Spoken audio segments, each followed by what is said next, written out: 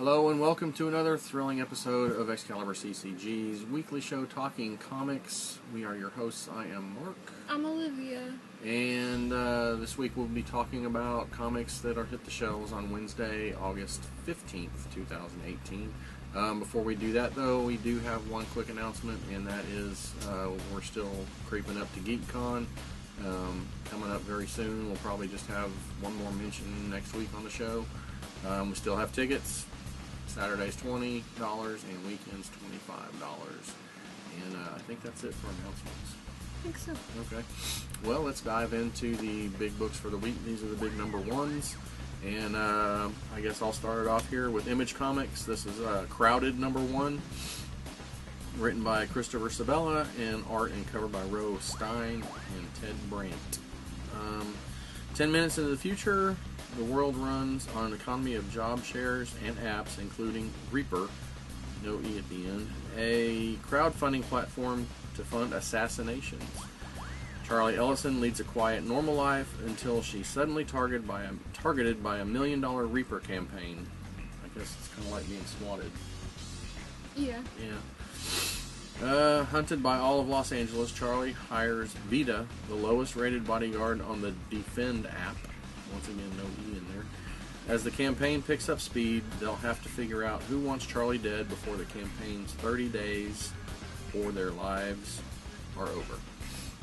So a little bit of a thriller there. This says series premiere, so I'm assuming it's an ongoing until they decide not to do it anymore. Probably. Edge of Spider-Geddon, number 1 of 4 by Marvel. Got Jed McKay, that's the writer, and artist and cover artist Gerardo Sandoval. I think that's it. Yeah. Spider-Geddon is coming. Spider-Punk is back and better than ever after Spider-Verse. Oh, no. After Spider-Punk. There's lots of spiders in this. Yeah, there's all kinds of spiders. Spider-Punk is back and better than ever. After Spider-Verse, Hobie Brown was a web warrior, but that didn't mean things back in his universe were solved. The writer of Spider-Punk's story in Spider-Verse is back and joined by Venom's Gerardo Sandoval. Spider-Punk's Earth is under attack, both on the ground and from space, meaning his responsibility seems to outweigh his power. Okay. Another revisit to the Spider-Verse. All the different Spider-Men. I think they're all going to be in here again, so... another big fun spider event there. Next up for me for Marvel Comics, this is the big X-Men thing. Extermination number 1 of 5. Ed Brisson writing, Pepe Larraz on the art. One of the covers is by fan favorite Mark Brooks. Cyclops, Iceman, Angel, Beast, Marvel Girl. The original team of mutants brought together by Charles Xavier many years ago have been shunted through time to find a world they barely recognized but were determined to help. Now, finding themselves targeted for death, the future of mankind lies squarely in the hands of its past. Oh, mutant kind, I'm sorry. Lies squarely in the hands of its past. Can the fate of the X-Men be changed? I don't know. I keep hearing that they're going to be sending the originals back, or these guys back to their alternate universe or past or wherever they're from. They can't keep changing that, so I don't know. Maybe this is like the last, storyline before they relaunch into Uncanny and all that. Okay. And another Marvel Rising, Miss Marvel and Squirrel Girl, number 1. Number 1. I just don't understand that. With Devin Grayson and various writers and artists Raymond Box and Irene Strakaux. And cover artist Yuri Hiru. The game is up in the penultimate chapter of Marvel Rising. So there'll be another number 1. One more number 1. When Ember Quaid traps Miss Marvel, Squirrel Girl, and their friends in a video game reality, they'll have to fight their way through the terrifying villain hordes of Ember's imagination. But when they reach the final level, even Ember will be surprised what they find. It sounds like the same solicit every time, too. I don't get it. I don't understand it, but, next up for me, this is, I have to get used to saying this, from DC Comics, Brian Bendis and Michael Gaydos. This is Pearl number 1 of 6. This is their new miniseries coming out through DC now. Pearl is the story of an exceptional tattoo artist and accidental assassin. I get another assassin thing. For one of the modern-day San Francisco Yakuza. Yeah, but this one's accidental. That's true. The other one was crowdfunding. Yeah. Not so accidental. With a bunch of apps with no E's in the words.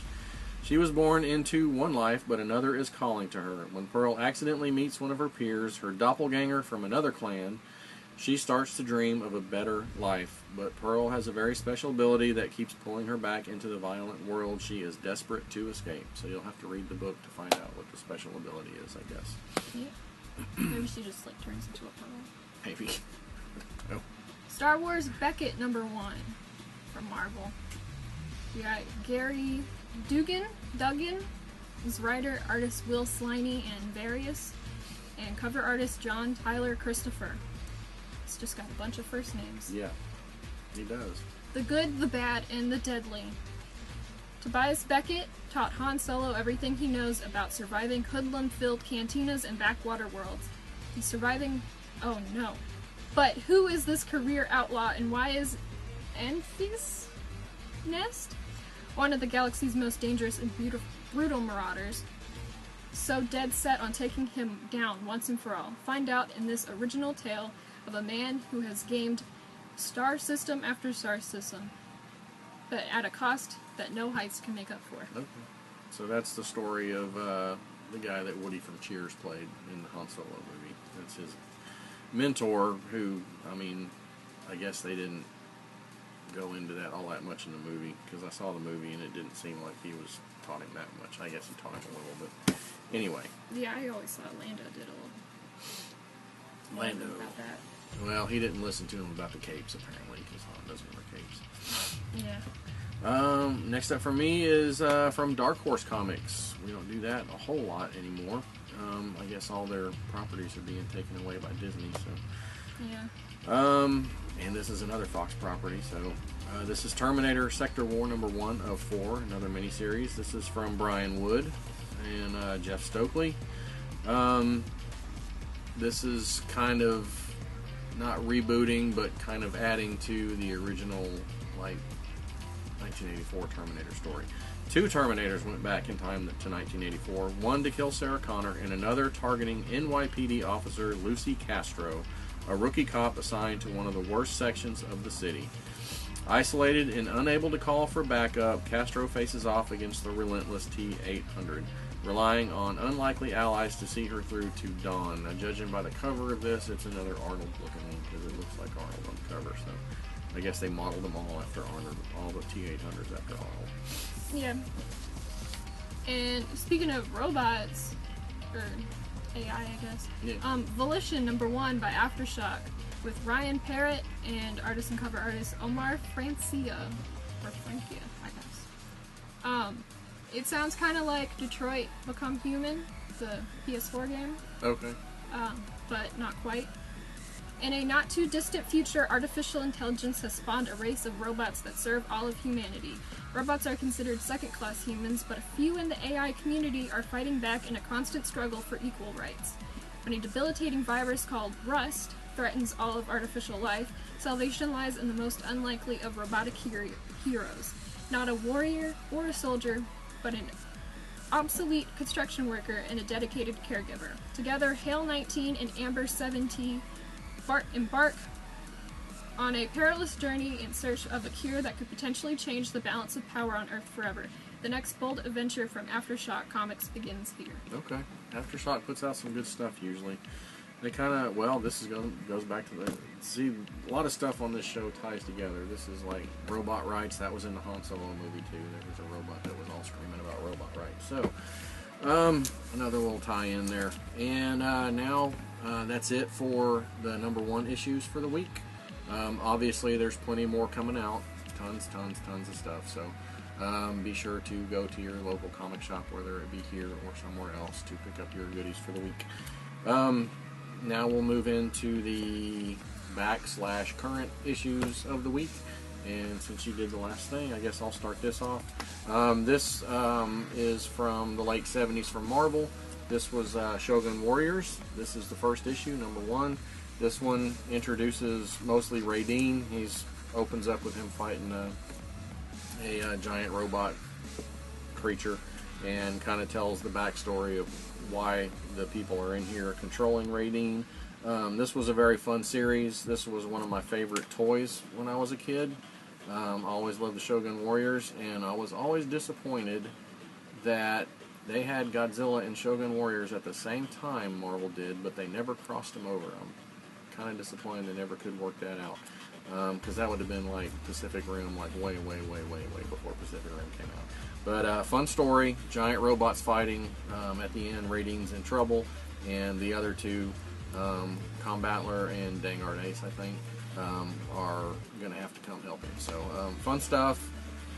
Ran about 17 or 18 issues, not quite as long as the Godzilla one, but really fun stuff, and cool giant robot action. I mean, they had the robot Godzilla, but yeah, Shogun. Oh, they had the Godzilla, the toy. They had a Godzilla toy. Yeah, you could shoot his fist. I had that. I had like all those. Okay, so Fantastic Four #1, the FF is back, except not in the first issue. There's a little joke about that at the end. They will be all together in the next issue. If you've never read Fantastic Four and you have at least like a basic understanding that there are 4 of them, you should be okay reading this.